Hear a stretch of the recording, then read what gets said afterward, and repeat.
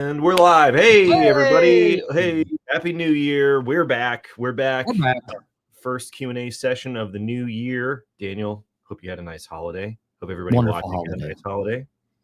You're looking well rested. It feels that way. You need it coming into 2025 with what's on the agenda for our audience members. I hope everybody limbered up. I hope everybody got all of the sleep. I hope everybody is watching their hydration levels, because we are really officially off to the races here. 2025 is the year everybody has been waiting for. So we'll get to everybody's questions. We got a bunch queued up that came in over the holiday. Lots of people seemed like they were thinking about CMMC implications more so than thinking about the holiday, given the number of messages I had in my LinkedIn inbox when I came back from vacation. My failed effort to trigger the FAR CUI rule publication. Yeah, I mean, come on. I was waiting for it, hitting the refresh button, the F5 in your honor, Jacob, and it just didn't happen. I can't believe it. Well, next time I'll just have to PTO even harder. I guess so. So, all right, let's do a little bit of housekeeping here for the new year. CS2 Reston is coming up in 2025. You can find the CS2 Reston link if you just Google CS2. If you use the code Hotline Reston, you get 15% off registration. Our agenda is going to be updated here very soon with all of the awesome speakers. It's a great event. It's going to be in May in Reston, right next to the airport this time. So we don't have to, right. It's literally like right next to Dulles, which is great. So we hope to see everybody there. Also, some housekeeping. CUI Hotline is now available on Spotify and on Apple Podcasts. So you can find us on Producer LinkedIn. Dustin, well done. Yes, Producer Dustin's magical kung fu in the background. LinkedIn, YouTube, Spotify, Apple Podcasts, random live stream billboards on the freeway. We're everywhere. We're everywhere. You can find us whatever platform suits you best. Spotify has got a lot of cool stuff in it that is coming along. So big year for Spotify. We should look at X. We should, Dustin, I think that's our next start looking at X to start streaming and monetizing our content here. Oh yeah. We get on X, we get on Blue Sky, all of them. That's right. All the platforms. We'll bring back MySpace. We'll do all of it. Vine, alrighty. We'll do little snippets. So we'll do weekend review. I mean, I've been MIA here for a couple of weeks, but we'll do weekend review like we normally do. Daniel, you were talking about it's budget time. People were allocating budgets for a couple months, several weeks, couple months before the new year. It is now the new year. What's going on in calls that you're having with people and their budget considerations for CMMC? People have allocated it to their budget, which is fantastic. It's the first year that I've seen real intention with actually allocating dollars to CMMC for most organizations. So because of that, literally the first work day after the holiday, DocuSigns coming in, people moving forward. They got the budgets refreshed. They're ready to hit the ground running because they realized that the timeline to do this CMMC thing with assessors being booked out until like August, like Fernando on the Sum It Up podcast was saying, like, we got to get this implementation done. We got to go find an assessor. And right now you're going to have a hard time doing both in the 2025 calendar year. Yeah. And so they want to get started as early as possible. So that's what we're seeing. A lot of people finally moving forward because they actually have a line item on their budget for CMMC. And this is one of the first years I've seen it at large scale. Early adopters obviously had it before, but this is coming in even at a more rapid clip than normal. So yeah, that's great to hear. I'm excited for everybody who has put in the work and the preparation, who's allocated the budget, who's been coming to CS2s, watching the podcast, following us on LinkedIn. They've put in the work, even sometimes internally inside their organizations when there were some doubts. Those companies stand to gain massively through 2025 and after 2025. So this is no longer a myth anymore. This is no longer just a figment of our analysis on the internet. It's a real thing. So I'm very excited for all the companies to see how they grow and how they prosper from all the work that they've been putting in. And shout out to Fernando. He just announced on LinkedIn today, that his C3PAO is now officially authorized to conduct CMMC assessments. All companies that had qualifying joint surveillance assessments are now officially CMMC certified. We now have officially authorized C3PAOs. All we're waiting on is for the phased rollout to begin. Speaking of which, let's talk about my little weekend review. Based off of what the government has said and based off of our analysis, there's a window of time when we anticipate the CMMC phased rollout to begin, when CMMC requirements will show up in contracts officially. And that is sometime between March and June, which now that it's January of 2025 is 3 to 6 months away. That's close. It's not next year anymore, right? I mean, we're here.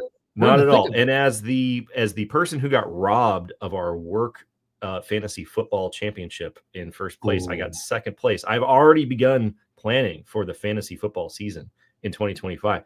We were talking about this beforehand. If you're taking a summer vacation, you're probably already shopping for airfare. Yep. Because it's about 6 months away. And so if CMMC requirements are an equal amount of time away, you should really be budgeting or have been budgeting for those expenses, because it's slightly more expensive than, plane tickets or your fantasy league buy-in. But yeah, it is like literally right around the corner. I mean, you're talking spring break, summer vacation, spring break, Memorial Day kind of a time frame for when we'll start seeing things show up in contracts. Speaking of which, apparently, this Max thing, I'm curious to get your take on this. Yeah, so apparently while I was out, I think you guys talked about this briefly last week. You want to fill me in here real quick, Daniel, on what happened, what I missed here? Yeah. So basically, an RFP dropped, sam.gov. I can't remember the exact individual that found it on LinkedIn, but sections L and M had some CMMC requirements. Either you already be certified or that you have a date with a C3PO already set. Those were the two requirements of what I believe was contract award. I didn't actually read all of the details outside of L&M, but I was like, this is interesting. And I'll put my Jacob hat on for just a second. Jacob, how can they say this without 7021, 48 CFR being released? Is this real? Like, can they actually require? Well, when I was, looking at technically this is not correct, right? Because you don't have a clause to put into the contract that says go get a CMMC certification. The CMMC program exists, but the actual 7021 CMMC clause isn't around to be put into this contract. So technically, this shouldn't be able to work. This is, the draft of the opportunity. So my thinking was, well, it's going to fall off. But Bob Metzger, who we respect greatly, friend of the show, friend of CS2, father of CMMC, he had a comment when this conversation was going on CMMC on LinkedIn. So make sure you guys are following him. And his perspective was that since he's looked at the solicitation, because the awards are contemplated in August of 2025, after the CMMC rules should be effective, it technically could work. So it's one of those things that I have a feeling might have been a mistake, but since CMMC is close enough, they can just sort of leave it. So I don't know if this was a perfect 4D chess where they're like, oh yeah, we're going to make this a requirement and this automatically, or if it was just an inadvertent inclusion. But since everything is so close and there's so much attention on it, they might just leave it. Technically, they shouldn't be able to do it, but this is exactly how it's going to be. I mean, this is what we've talked about before. It won't be a monolithic rollout. There isn't going to be, some massive signal that like this is going to be. It's just going to show up in places. It's just going to start. Well, you know what they didn't say? That you could self-attest. Mm-hmm. And I thought that was really interesting. It's like, nope, we're going to jump straight to certification. And this is supposed to be in the year one rollout, the first 12 months of phase one, where self-attesting is supposedly going to be the norm, right? And at the DoD discretion, they can throw in a DoD discretion requirement. But the first thing, this came out the Tuesday after December 16th, when everybody was converted. I mean, the timing of this is just unreal. Yeah, absolutely. And it's one of those things where I just feel like it's going to be exactly like that. It's going to be like that from the DoD. It's going to be like that from the primes. It's going to be like that from your customers in general, where it's just going to show up, and that's going to be the way that it's going to be. And you might have a very detailed understanding of the text of the rule and what ought to be in place, and then it's your decision to then say, well, it's the rollout is supposed to be like this, and you can't technically do this. Meanwhile, other people with CMMC certs are going to be bidding on it, and you're going to have to try to sort it out. It's going to be a huge mess. It's not going to be predictable, and it's going to be exactly like this. You're going to see people on LinkedIn. The craziest part is that by the end of 2025, you probably won't even see people all that excited on LinkedIn about CMMC being included in contracts, because it's just going to be Normal. a part of what's normal. Yeah. It's just, we sort of treat it as this thing like, oh, it's about to happen. Oh, the first one came out, the second or the third one came out. By the time a dozen contracts have CMMC requirements, like, it won't even make the news anymore. Yeah. Which will be great. To be great and be great for everybody. All righty. Daniel, you had some interesting internet sleuthing that you did, over the holiday break. You were a busy bee over there. Yeah, so I like to run some little Google searches every now and then. And for those unfamiliar with the file type search query inside of Google, file type colon whatever extension you're looking for, I'll do some CMMC searches every now and then. And I found NAVFAC actually did a CMMC, I'm assuming a presentation in December, which is pretty interesting. The Naval Facilities Engineering Systems Command. I'm going to scroll through a couple things I found kind of interesting here. So let's... Major component, by the way. Major component of the Navy. NAVFAC is huge. So they're trying to get people ready. So they went through the classic CMMC stuff, right? We got multiple levels. They talked about Rev 3 and that Rev 3 is going to come in future rulemaking, right? All this is no surprise to our viewers today. And then they had a little FAQ section down here. Well, before that, they threw in the idea about doing site visits to perform unofficial spot checks to aid in the audit preparation, basically to see how much of their suppliers are actually going to be able to do this CMMC thing. So I thought that was pretty interesting. And then they got immediately, first FAQ question out of the gate was around OT, right? If the government has a contract with the private industry to run an operational technology system, does the CMMC rule apply? And they're like, yeah, it does. It's in scope is what they refer to it as. Now, in scope for OT equipment, as most of you know, is under a specialized asset categorization for CMMC, meaning you don't have to apply the 110 controls, but you do have to have some sort of mitigating security policy in place that you can show an assessor on how you're basically protecting your OT space, right? So there's a little bit of not a loophole. You've got to still document the assets and do all of that. But it's definitely way less restrictive because some of the OT equipment out there, I hear stories all the time of like people going on eBay and buying iSCSI drives to keep some of their critical OT still alive, which is kind of crazy to me. But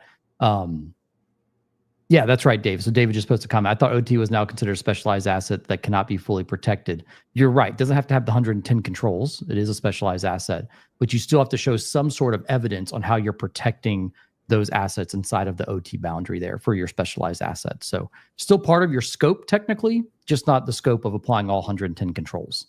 Right. Well, and it's interesting to see the variation in that NAVFAC has it as a point of emphasis for them, right? As a DoD component, these are things that they're worried about, whereas the general CMMC policy expressed in 32 CFR in the overall regulation at a very, very high level sort of says, okay, OT is a specialized asset and blah, blah, blah. Here's some general considerations, but the individual, examples of how CMMC is going to play out in specific supply chains for specific customers for specific DoD components could vary from that general rule. So this is a very, very interesting find here. I've not seen the DoD, Navy, Air Force, Army, anybody come out and immediately first of the list is OT for their FAQ. Most people have not even talked about it before, which is kind of interesting to me because that's obviously a very large part. And then they come in, when does this affect? It'll affect new contracts in 2025. However, the transition may vary depending on the type of contract. Existing contracts do not require CMMC unless they are modified or renewed after the rules are fully implemented. So contract option years obviously being in scope at that time. And then they have just a bunch of other, good things like the FedRAMP marketplace, how to find a C3PAO, so forth and so on. But yeah, anyways, it was just really interesting to see, again, more people doing these kind of briefings to the supply chain and saying, hey, this CMMC thing, like, not going away. We're going to try and educate you the best that we can. And you guys just need to kind of do the thing, right? I mean, 2025 was 30 days after they posted this, webinar that they had here. So NAVFAC is such a huge Navy component, by the way. I mean, it's like you've been doing these awesome videos talking about CMMC impacts for defense contractors in specific cities and locales. NAVFAC in the San Diego region is absolutely huge. You have more naval assets in San Diego than you do in Virginia. It's the largest concentration of naval assets for the United States anywhere in the world. And NAVFAC is in charge of all of their facilities, right? All of the buildings, all of the facilities that belong to the Navy in that region. So if they're like, hey, OT matters to us, that has a lot of weight to it, a ton of weight. It's The very, very top three interesting. NACE codes for San Diego: shipbuilding and repairing, aircraft manufacturing, and engineering services. Yep. And that's, absolutely. let's see, $512 billion in contract awards in 2024. Yeah. So you know what? big You know what dollars. jumps out to me the most about this this document as you're scrolling through it is it's got the meat and potatoes vanilla CMMC info, which is fine. It's Yep. got some specific info about points of emphasis that NAVFAC is worried about in their interpretation of the CMC regulation. Nowhere in this document does it tell you how to implement requirements. You will never see the government or the DoD be like, here's how you configure a GCC high tenant. Here's how you implement this specific requirement. They are never going to give you that kind of information. They're just going to say, you need to run this fast. You need to jump this high. You need to bench press this much weight. That's the requirement to do the work and make the team. Good luck. Right. Yeah. And that's the way that they're going to explain it. And so if you don't know how to meet those requirements, you're going to need to partner with somebody that does. Yeah. This is, JSVAs, they kind of call out here as well, right? Because they would have just converted like a week after, 2 weeks after this presentation. But one thing they did, which was cool, is the partial points, which not a lot of people do. So going back to your point of like, no one's prescribing how to implement these controls. At least they're talking about, hey, there is some nuance to a handful of these controls that you should be aware of. But yeah. No one's going to tell you how to do this. People ask me all the time, where's the DoD handbook on doing 171 or CMMC level 2? I'm like, the beauty of it is that they haven't prescribed it. I know that sounds counterintuitive, and we talk about this all the time, Jacob, but you get to make organizational risk-based decisions that hopefully overlap with your corporate policy and integrate those two things together, right? And a lot of people just want the tell me what knob in Microsoft to turn or on my iPhone or on my OT equipment or on my firewall, and it's just never going to happen that way. Well, technically, if you really want the DoD's direction on how to do that, you can dig through the STIGs, and the STIGs give you exact click paths and exact things to turn on and off for various technologies, especially in the Microsoft ecosystem. But most people that are working with these requirements aren't going to dig through the STIGs. So you technically could if you really wanted to, but for 99% of the people out there, if you don't know the technical basis for implementing the requirements to meet what they're talking about in that PowerPoint, you're just going to have to partner with somebody. Let's see. Alfred said link to the NAVFAC doc. Thanks, Alfred. Thank you, Alfred. Appreciate that. All righty. Well, speaking of off the PowerPoint there, where they were talking about level 3, Mr. Adams, Happy New Year, Mr. Adams. Hey. Good to see you again. He said hello from the 16th Air Force. Thank you for all you do to secure the DIB. My question is, what is the breaking point you are tracking for contracts to require level 2 versus level 3 certifications?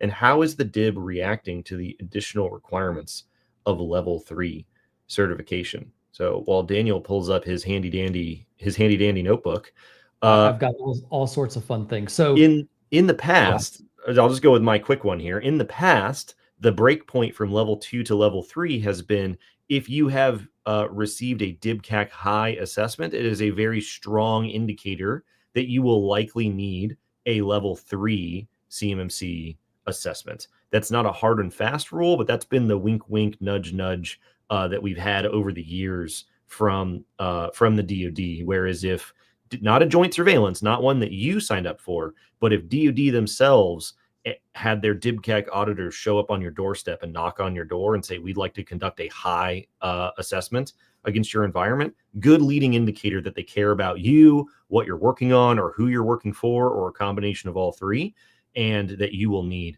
CMMC level 3. Now, the tricky part is that when you look at it, the term critical CUI, which I don't even know, did that make the rule? Not technically.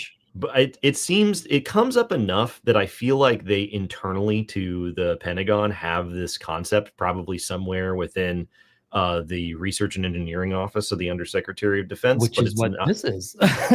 These are the guys who really determine where it's going to be. So. Yeah, so this, not saying that this is the definition of critical CUI, but this is critical technology as put out by the DoD: biotech, quantum science, future generation wireless technology, advanced materials, trusted AI, autonomy, integrated network system of systems, microelectronics, space technology, so forth and so on. So you can kind of get an idea here is, like Jacob said, if you already had a DIBCAC assessment kind of randomly, chances are you're doing something pretty sensitive to the DoD, right? Second up, if you're doing work in these types of applications, right, these types of contracts, it could be a leading indicator that you could also have to require CMMC level 3 at some point. That's not, no one's come out from the DoD and said critical technology is critical CUI, but it's not a hard jump to actually make, because that's the kind of the closest reference point that we even have. So yeah. And I don't know if you have had calls or conversations with people where they bring up level 3, because you have to meet level 2 before you can get to level 3. I don't know if you talked to anybody who's planning for it, but just a quick reminder for everybody, CMC level 3 is based off of NIST SP 800-172 requirements. It's still derived from the 853 catalog, just like 800-171 is, but the comment period for the initial draft of 800-172 is due on next Friday, January 10th. So if you haven't taken a look at the initial draft of 172 revision 3, because it was the holidays, you should check that out. If you have comments to NIST, you should submit it before the end of the day on Friday the 10th. That will influence CMMC level 3 in the future version of CMMC after additional rulemaking, much like 171 revision 3 will influence CMMC level 2 in the next generation of CMMC regulation. Now the interesting part, and Jacob, you found this the other day in all of your massive reading here, is CMMC level 3 is really primarily just going to be at a prime level, because the requirement for the flow down to the subs is the minimum is a CMMC level 2 certification for a level 3 contract. So from a level 3 perspective, the majority of the people that are going to end up capturing and needing this type of certification are going to be the tippy top, right? The prime contractors, which they can still work with their supply chain, assuming that they're all certified to level 2. Yeah, and I have no idea what their position will be from the major primes flowing level 3 down when they're working on highly sensitive capabilities or data or programs. However, in the world of CMMC level 3 with some very high speed cutting edge stuff, small companies sometimes tend to be primes. So you're not completely outside of the cone of uncertainty here just because you're small. If you're a prime and you're working on something that's extra super sweet, then just be aware that level 2 may not be where you're going to stop here. All right, let's see. A lot of universities I talk to are also pursuing, because of regulated research, they're pursuing level 3 as well. Yeah, which we talked about this briefly on the podcast on Thursday. We had predicted in January of 2024 that we were going to see DOJ false claims actions against small businesses, which, based off of all the smoke and rumors and things like that for cases yet to be unsealed, we will likely see in 2025. But what the DOJ really did was go after universities and research labs. So I expect that we're going to see a lot more of that in 2025 as well. Speaking of things that we expect to see in 2025, what the heck is going on with the FAR CUI rule? You went on vacation. You say, listen, I'm going to take one for the team.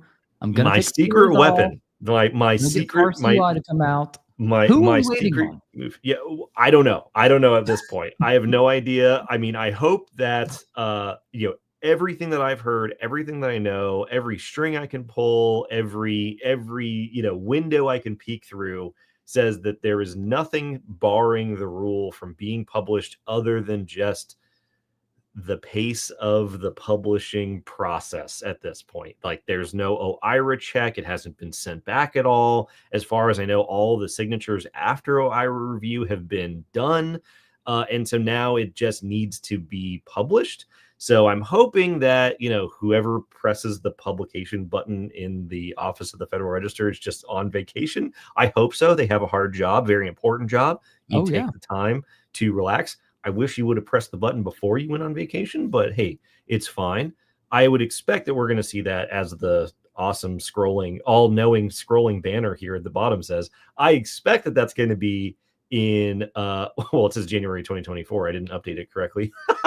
I expect that it's going to be January of 2025 is when we're going to see it, literally any day. But as far as I know, there is no technical regulatory issue or problem with the publication of the rule. It's just the machine and the way that it works. Did they upload it to their GeoCities subdomain and just forgot to hit publish on the main page or something? Like, I would love to know, right? So, you know, famously, the 32 CFR final rule was delayed, or the proposed rule for 32 CFR was delayed from being published in December of 2023. It was supposed to be early in December of 2023. And allegedly, according to what's been said, when the DoD sent it over to the Office of the Federal Register, their margins were the wrong size. And so it took a couple days for them to send it back to DoD, and then it took a couple days for them to fix the margins, and then it took a couple days to get it back to OFR, and then it took a couple days for OFR to check it. And before you know it, it gets published on December 26th, when it was supposed to be published on like December 6th. which is why we were taking a lot of vacation in the Christmas of 2023, because there was like a formatting issue or whatever. Yeah, and that was just with the DoD. And for FAR CUI, who's on the FAR camp? Is it FAR Council's DoD, NASA, GSA. GSA, okay. But I don't know the process for, like, you have to get all the agency heads to sign off on it, and then it gets approved, and then they get to sign off on it again, and then they sign off on signing off on it, and so on and so forth. And it just gets crazy. It should be any day now. You will definitely hear about it whenever it gets published, because it'll be a big deal. All righty, let's get into some specific questions here. This one came in via DM over the break. What role does hardware play in CMMC? I want to update the tech in my law firm, and I assume that hardware has minimum performance requirements. So not minimum performance per se, although obviously for productivity, you do want that. The biggest thing when it comes to hardware is having TPM chips for your cryptography module on your computers. So Windows, Mac, etc., servers, so forth and so on. And then the other kind of side of that is you want to make sure that you're purchasing like a firewall or a network appliance with a FIPS validated cryptography module on it as well, that you can go in later and flip the switch to FIPS mode. But yeah, so very kind of minimal. TPM, I think 1.2, 1.3, I think is the latest. I can't remember. Maybe it's 2.0 now. And then anything in the FIPS validated cryptography library for your firewall piece. Now, for those that don't know what I'm talking about, there's a beautiful website that I'm pulling up right now. If I can get my computer to work here. But there's nothing like, oh, I need a certain amount of RAM, or I need a certain processor, GPU for performance. Now, the one thing that you want to look at is make sure it's not on the NDA ban list. Because if it's on the ban, if you're buying Huawei computers, don't do that. That's a bad call. That's more of a manufacturer thing more than anything else. But yeah, this is where you look at for different vendor names. You can see what actually does have FIPS validated cryptography when it was validated. It's the CMVP website. You can do the same thing for like Microsoft, right? You look through the search list here, all the different things, when it was validated, kind of so forth and so on. But yeah, and this is where you go to determine that. And that's the thing that your assessors are going to look for you to prove that you have FIPS validated cryptography, are those certificates that you can find in the CMVP database. And they're going to ask you for basically a copy of this cert, which you can download off the website here. Yep, absolutely. Absolutely. Let's see here. Let's see. Will the Cyber AB regulate pricing of CMMC assessments? No, they will not. The pricing of CMMC assessments is determined by market forces. Supply and demand, my friend. They are not going to put price limits, price caps, price ceilings. They're not regulating the pricing of CMMC assessments in any way, shape, or form. Everybody wants a free market solution to cybersecurity. So here's the free market solution, which is why it pays to be early, as you've reminded people for a long time, Daniel. So if you haven't gotten ready and booked your assessment with your C3PO, make sure you do that, because the lines are growing and demand is growing, which means prices will go up before they go down. But no, the AB will not regulate the price of CMMC assessments. The DoD will not regulate the price of CMMC assessments. There are no price floors. There are no price ceilings. It is free market dynamics that will determine those prices. So on average for a small business, one site, sub 50 people, it's usually run about 20 to 30-ish K, give or take, for an assessment. It's funny, I was on the conversation with a prospect that we were talking to, and they were like, yeah, I got a quote from a well-known assessor, and like we're 2 sites and 70 people, and it was $60,000.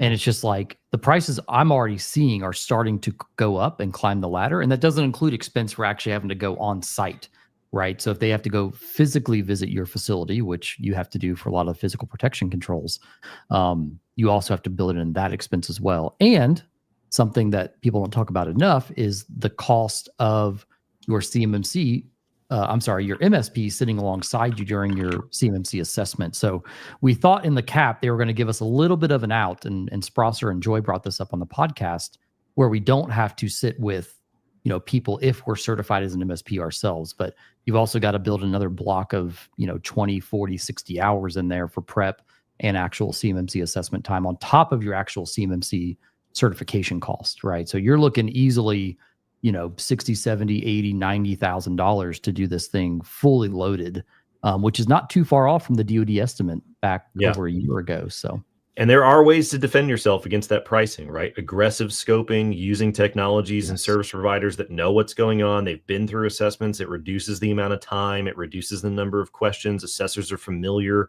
with their architectures, their environments, their solutions, so on and so forth. If you try to come up with a sort of one-off bespoke solution, it could work. But chances are, just like the more reps that you have going through this process, the more reps that you have with your approach, that have successfully gone through assessments, the better chances are that it's going to be more economical. So be sure to ask when you're evaluating potential partners to help you, whether it's consultants, service providers, or both. How many people have you helped get through joint surveillance assessments? How many people have you helped get through CMMC assessments? Have you gone through your CMMC assessment? Things like that are good indicators that they're going to be able to get you through the process as quickly as possible. Which ours is scheduled for this month. So fingers crossed here on the live stream, we'll be able to wave a banner of a certified Summit 7, which will be fun to say. At long last. Alrighty. Rob said, hey, keep in mind that FIPS 140-2 is going to get sundowned in September. If I remember correctly, that's correct. FIPS 140-3 is the successor to FIPS 140-2. So just everybody keep that in mind with your FIPS validated crypto modules. It's just a thing you got to manage over time.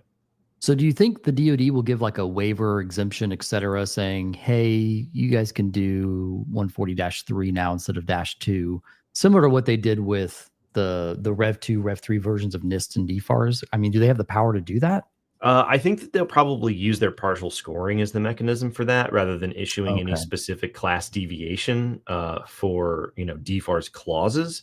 But I'm not sure. I'm not sure if it's even on the radar. So that issue between 171 Rev 2 and 171 Rev 3 was not necessarily on their radar until right before that class deviation came out. So it's something to monitor. My gut says it's going to be the partial scoring is going to make up for that, but it's definitely something to monitor. Everybody, of course, if you have your CMMC assessment done prior to the sundowning of FIPS 140-2, it's just something that you manage via your POAMs, you manage with your ongoing annual affirmation, and it's not really a big deal in a formal assessment situation for 3 years. So again, another thing that helps pay for being early, because if your assessment is scheduled after 140-3 is the new standard and 140-2 is sunsetted and there's no bridge to the next one, then it's just another thing that you got to juggle when you're going through your initial assessment that your competitors who get assessed in, March or April won't have to deal with. All righty, let's see here. Jason said, as an MSP, we were targeting CCP as a tool for education. Good move, good idea. But recently saw the rule change that requires CCPs to have a secret clearance. Is the intent here to have CCPs only work for C3PAs? I don't think that's correct. I thought it was just tier 3 suitability, which is kind of like a loose equivalent of a secret clearance. It's some of the same type of background checks. So maybe that's where some of the confusion there is. But yeah, it takes a long time to get that if you do not have a current active clearance. I know somebody in chat, I think, let's see, David here, talked about doing his CCP exam and Delta training, and now they're just waiting for the tier 3 background check. I've known people who've been waiting like a year and a half and still don't have it today, which is kind of crazy to say that. I mean, I don't know. That's all in the DoD's court. I don't believe the Cyber AB outside of the that's all submission DoD has anything side. to do with it. So sadly, Jason, I wish we had an update for you, but the goal is not to have a secret clearance to be a CCP. It's having kind of that equivalent background check and validation of you as a person to be able to actually do that. And Jacob's checking the math here just to make sure that we're right, but I don't remember, a hard secret clearance. No, there's no requirement for CCPs to have a secret clearance. We'll get you a more detailed answer for sure. But in the rule it says that tier 3s they don't result in a secret clearance, even though the process is very similar. But yeah, you don't need a secret clearance in order to be a CCP. If you're just going for the education perspective as well, obviously having the finished certs through your tier 3 determination is great, but your workforce is still going to understand what's going on, having gone through the training anyways. So what we've heard is that there are large efforts inside the Pentagon to speed up that tier 3 background process. They know that it's an issue. They know that it's a constraint, but I wouldn't wait until that process is completely opened and super fast to start on your training. That stuff's available right now, but it's a good idea to have your workforce. That's what we did. We sent, that was when I was still instructing classes, and that was, we had 30 people in that class. We have a ton of people at Summit 7 who have their CCP and went through the training. So we got marketers, we got technical folks, we got the back office people. Everybody's gone through the training. All righty. Let's see here. Thoughts on SCCM when managing multiple enclaves? CMMC for some enclaves, not for others. Any thoughts here, Daniel? So Microsoft SCCM is a tool most larger enterprises use, or larger businesses, for management of application push out, image creation and management, things like that. So very easy to deploy out. SCCM has a capability called co-management, where it can tie into Microsoft Intune and even autopilot capabilities. However, you cannot tie that into multiple tenants simultaneously, right? So your SCCM would be a security protection asset, but if you still want to use it in your enclave, for example, and still have it for the enterprise, it's going to be really hard because you can't tie that into the GovCloud if you've been using autopilot in that type of scenario. One of the reasons SCCM doesn't support multiple co-managed tenants, but the other part of it is autopilot isn't in the Microsoft GovCloud in its what we call full version. Windows autopilot, I believe, is there, but it's a diet version that's basically useless, to be quite honest with you. But yeah, SCCM, great management tool. However, technical limitations would prevent you from using a single SCCM, again, if co-management is enabled in multiple different tenants. So, Gotcha. Alrighty. Somebody said, can you support hybrid enclaves? I know this has been coming up in a couple calls recently. It's kind of an interesting topic here with hybrid enclaves. It is. So we came up with this word a while ago. Just because a hybrid enclave is not the same thing as a hybrid cloud solution, right? We consider it the same thing. So when we're talking enclave, and I'll share my screen here, if I can get to all the buttons. All right, so let me know when you guys see this here. So this is just a general kind of enclave solution slide that we have here at Summit 7. Shout out to Chriselle in marketing for making this graphic for me. The best. Fun fact, also the voice of the hotline, by the way. Oh, I didn't know that. Mm-hmm. Look at that. So when we're talking hybrid enclave, there are two modes of an enclave. Most people come banging on our door saying, we want to leave everything out of scope as much as possill, right? So we consider that a smart idea to have it first. Smart. It's a great to build a beachhead. We tell a lot of people, like, I actually talked to you'll find this interesting. I talked to a large defense contractor the week in between New Year's and Christmas. Tens of thousands of people. And they were like, we're working on CMMC at an enterprise. We're already in the GovCloud. However, our BD team is afraid that they're going to miss business before our enterprise can be in a certifiable state. Wow. Can you do an enclave for us as a stopgap prior to us having the whole enterprise compliant, right? And so a lot of people are leveraging tools like this to get compliant fast to get a CMMC certification with a larger scope of a CMMC certification following up behind them. Anyways, kind of an interesting play. Yeah. It's a great beachhead to build in this case. But when we're talking kind of, we call them cloud enclaves or hybrid enclaves. So a cloud enclave is Microsoft GovCloud, Azure Virtual Desktop for VDI, and then the Microsoft stack of security tools and collaboration tools like Exchange and SharePoint and OneDrive. So that's like the easiest kind of turnkey. Well, that doesn't meet everyone's immediate need, even for an enclave. So when we're talking hybrid enclave, we're talking use the cloud stuff, but also connect it back on-prem to some extent, right? Either physically joining devices to the GovCloud, Windows, Mac, et cetera. Having a site-to-site VPN for printing or plotting, another really great example. Line of business application activation, mobile devices, right, being joined to the GovCloud. So when we're talking a hybrid solution, we're talking about bringing in cloud and parts of on-prem, usually a single site or office in a site, into that boundary, just to get enough of a minimal viable product so people can actually use the product, right? Use the enclave to do the CUI work they need to be able to use. So that's going to be the interesting thing. And I don't think a lot of people have thought about when you go through your assessment, and this is more captured in the 48 CFR, the DoD is coming up with a new tool called, oh gosh, what is it, Jacob? The new boundary tool, I just blanked on it. Anyway, it's basically a new kind of term to define the boundary that you're doing on behalf of your cage code, not USM. Anyways, I'll find it. UUID? UUID, yeah, UID. So, so that's going to basically be the scope, and you're going to attach that to the contract or to the boundary. So if you're using an enclave and you win the contract with that scope, you want to make sure that it's actual functional for you to perform the work in as well. But yeah, anyways, when we're talking cloud enclaves or hybrid enclaves being on-prem, the short answer is we can support both. It doesn't really matter the mix of assets that you have in scope.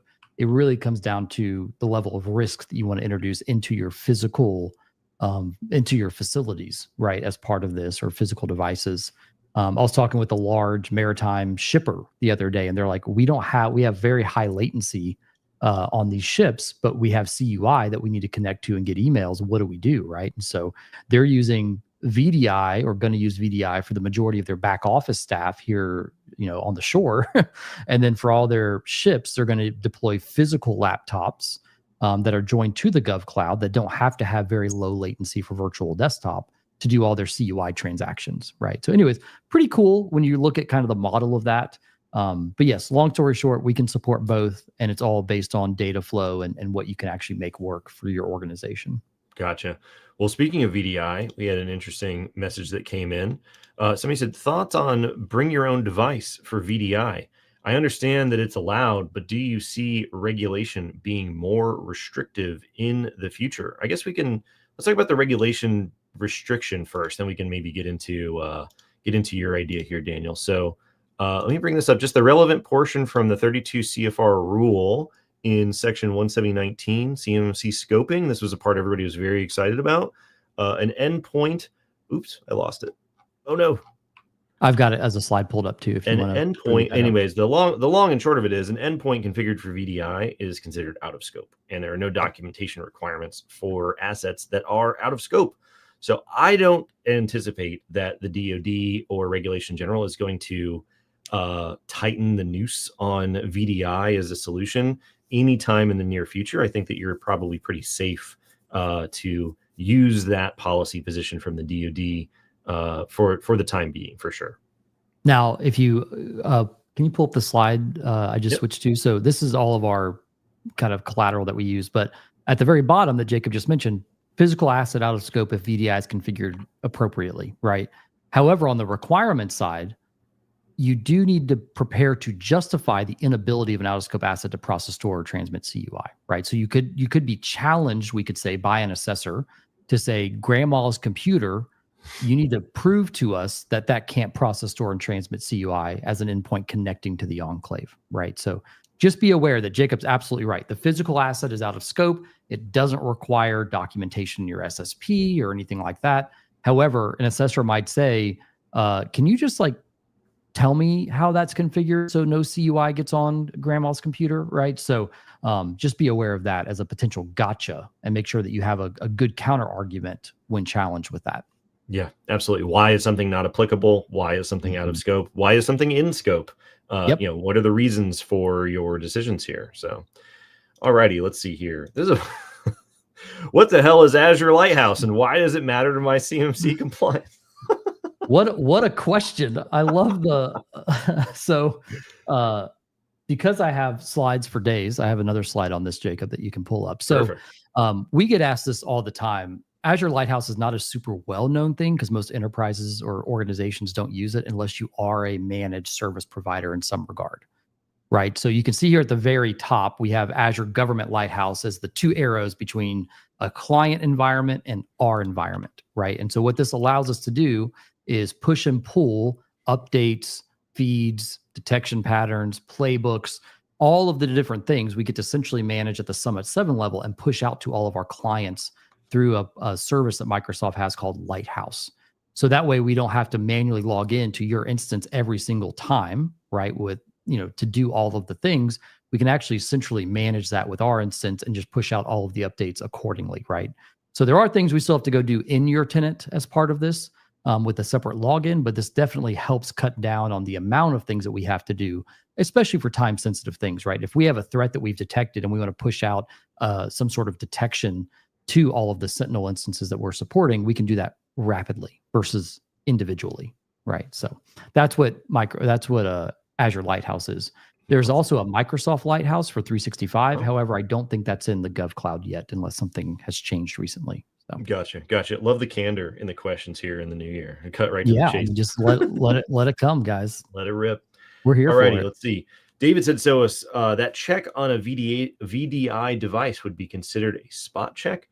This is what we were talking about earlier in terms of VDI being considered out of scope and there being no documentation requirements for out of scope assets. However, the decision to make something out of scope could still be asked.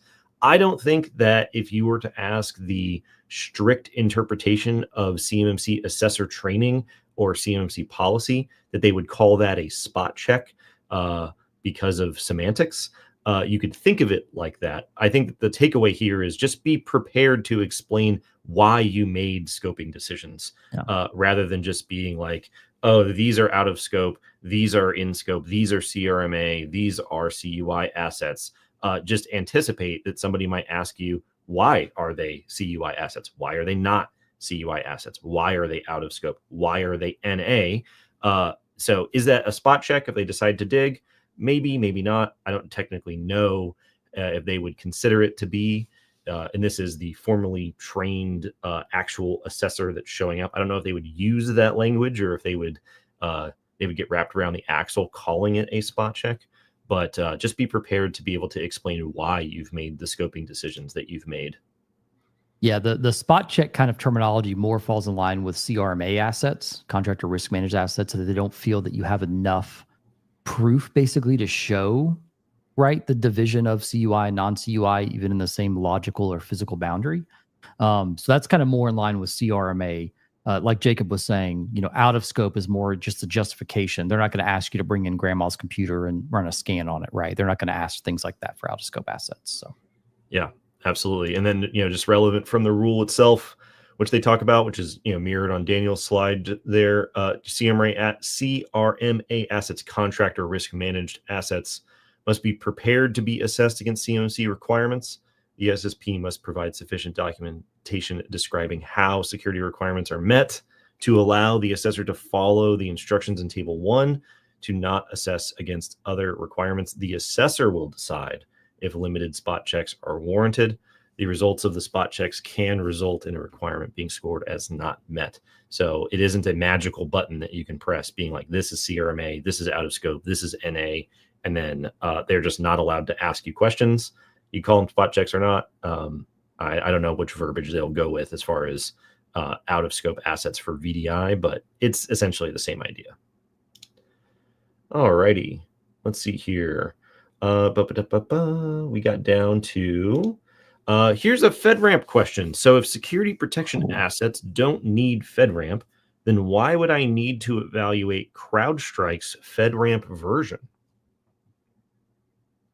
So in the rule, the way that the rule is broken out for security protection assets and security protection data is if it's not processing, storing, and transmitting CUI, we don't care about FedRAMP, right? Tools like CrowdStrike or EDR tools, endpoint detection and response, very commonly will have a function like sandboxing, right? They're going to take a sample file, run a test against it in their cloud, right? Upload a copy of it and validate, is this good, bad, or ugly, right? Is this malicious in any way? So any kind of tool that's going to take a file that could be CUI in this case on a CUI asset and pull that into their cloud, and you have no control on what kind of files they're doing that to, right? It has no intelligence to know I'm pulling CUI, I'm not. Then you're going to have to assume that that CrowdStrike instance in this case is going to have CUI, it's going to process, store, and transmit, and a security protection asset with security protection data next to a CUI asset. You're going to have to make that asset meet the FedRAMP requirements, right? But a security protection asset that does not process, store, or transmit CUI, that would not have to apply the FedRAMP requirements to. So I know it's a little bit kind of nuanced there, but if CUI is next to security protection data or security protection asset, then you're going to have to also have FedRAMP involved from a cloud provider perspective. If that's not applicable, so like a good example might be an endpoint management tool, right? Intune, right? If you're using Intune and there's no CUI being processed, stored, or transmitted, that could be an example of just a security protection asset, right? That wouldn't have to require FedRAMP. Anyways, just kind of interesting. I mean, it's a little more nuanced, but I tell people all the time, if you have a security protection asset that is processing, storing, or transmitting CUI, just make sure that that's meeting all of the relevant controls for security protection asset, but also any of the cloud requirements as part of that as well. Matt Tidcombe posted this was probably a year ago, about you should really have two types of security protection asset, a non-CUI version and a CUI SPA. That way you at least know when you're building out your Visio diagram or Lucid chart or whatever it might be, which ones actually are processing, storing, and transmitting CUI, and you overlay those handful of additional requirements like FedRAMP on top of it. Man, we just saw an excellent network diagram in Visio, and as we were, I mean, it was very impressive. The people who put it together are very technical, know what they're doing, and we noticed as we were walking through it, SPAs were not indicated on this document at all whatsoever, and yeah. It's a critical part, and especially the division of if they're going to process, store, or transmit CUI or not. Spam filters, another great example. They're in the transmission of CUI business based on what they do, right? So again, we've got to overlay FedRAMP on top of that. Yeah, absolutely. Absolutely. All righty. Let's see here. Getting down to the end for this week. What should we consider if we want to work with Copilot and have CMMC requirements? So Copilot's a great tool for those that are unfamiliar with what it is. So Microsoft has a zero-touch provisioning capability for their laptops, desktops, etc. However, that is not in the GovCloud today. There's a diet version of that called, I think it's Windows Autopilot, but it does not actually meet the full requirement for, or does not have a full implementation in GCC High quite yet. So long story short, it's available in GCC based on the latest information I have pulled up in front of me, but in GCC High, Copilot is not there for zero-touch provisioning, so you don't get to use it, sadly. Gotcha. But you would need an Intune license if you were to want to tap into that. So. Gotcha. All right, let's see here. Regarding that banned list, Michael said, what was the banned hardware list name? Do you have a link to it? I cannot remember the name of it. I can't remember either. Googling Huawei banned list will take you to the banned technologies list. I believe it was typically the name that people use for it is the relevant section in the National Defense Authorization Act for that year, which was a couple years ago at this point. So it's like NDAA. I want to say it's like section 857. It's something like that.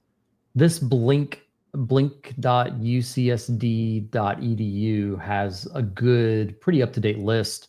And in my Google searching, which I thought was very interesting, the DJI drone ban was left out in December. Did you see that? I did not see that. Yeah. So they apparently people are pretty excited that DJI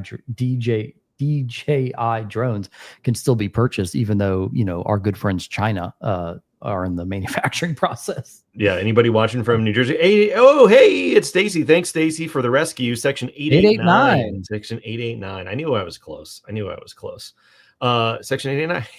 Hey, Stacy, good to see you. Hope you had a nice holiday. I hope that everything is gangbusters inside the office there, because we're officially off to the races, as we were talking about earlier at the start of the show. Yeah. Section 889, Stacy with the rescue there. All righty, let's see. That was the queue of questions. That was the comments that we had in chat. Jason said, I think you mean AI Copilot. Oh, AI Copilot. I'm so sorry, not Autopilot. So yeah. Copilot is available in GCC, and it's not going to be available in GCC High until summer of this year in 25. You do have to have an M365 G5 license as a minimum, I believe, to use. I think there are other versions in G3 and things like that. But yeah, so on the Copilot side, not quite in the Gov High Cloud yet. So yeah. Awesome. All righty.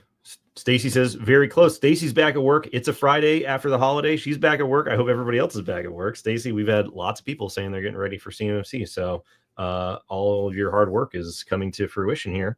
Let's see. One last link. Alfred said, oh, you can check out these FAR and DFARS links that'll have prohibition on covered defense telecommunications equipment.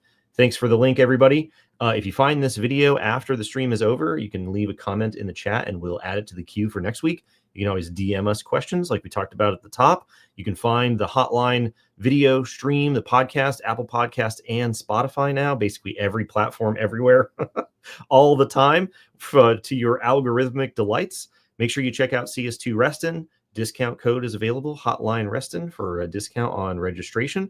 Check out our website. Our Pathfinder tool is up there. Daniel, you and I did our demo of our Pathfinder tool. If you don't know where to start, but you are now convinced that CMMC is 3 to 6-ish months away, closer than your summer vacation, then check out our Pathfinder tool for how to get started. And we'll be back next week with another CUI Hotline Q&A session. You got it. Have a good one, guys. See you, everybody.